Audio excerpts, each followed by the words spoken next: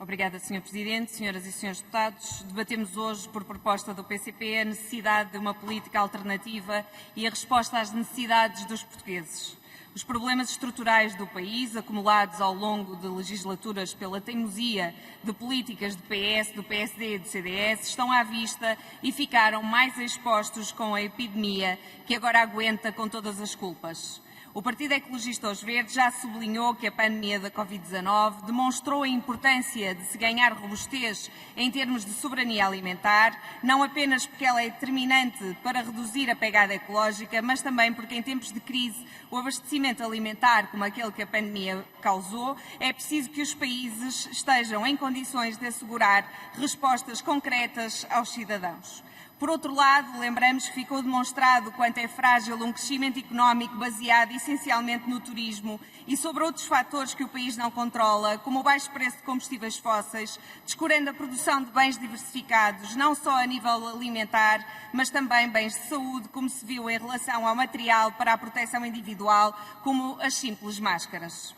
Lembramos o comércio local de bairro que nos últimos anos sofreu com a abertura de grandes espaços comerciais, com os aumentos de rendas para preços exorbitantes, com os despejos, com uma morte anunciada e que agora foi determinante para o abastecimento alimentar às populações confinadas às suas residências e aos seus bairros, prestando um serviço de proximidade que tem sido agora reconhecido pela generalidade das pessoas. Para os verdes, os dramas ainda só agora se começam a fazer sentir, com muitas micro, pequenas e médias empresas a encerrar e muitas pessoas a perderem o seu trabalho. Outras, vítimas de layoff, com o seu rendimento mensal substancialmente reduzido, ao passo que as contas continuam a manter-se. Por isso, o PEV assentou a sua intervenção num conjunto de propostas que materializam resposta a necessidades urgentes do país. É necessário combater os crescentes níveis de pobreza, garantindo rendimento a todas as famílias, promovendo a recuperação urgente dos postos de trabalho, apoiando as micro, pequenas e médias empresas. Combater os paraísos fiscais e impedir a distribuição de dividendos escandalosos nas grandes empresas e grupos económicos em tempo de crise.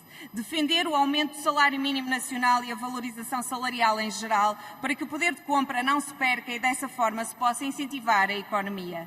Tal como defender a diminuição dos horários laborais semanais, de modo a permitir a compatibilização entre o trabalho e a vida familiar.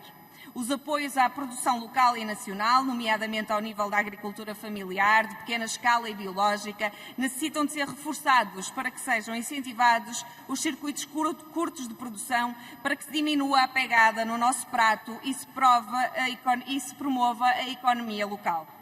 Também não podemos esquecer o reforço dos apoios ao nível dos setores industriais, com tradição, como é o exemplo da indústria têxtil e do calçado, reconhecido no mercado europeu, no quadro do incentivo ao estabelecimento do tecido empresarial no interior do país, apoiando a diversificação e a descentralização das atividades económicas.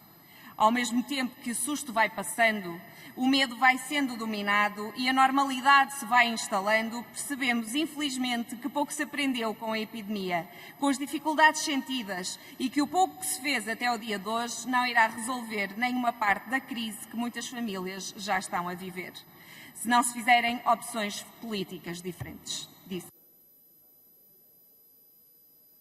Muito obrigado, Sra. Deputada.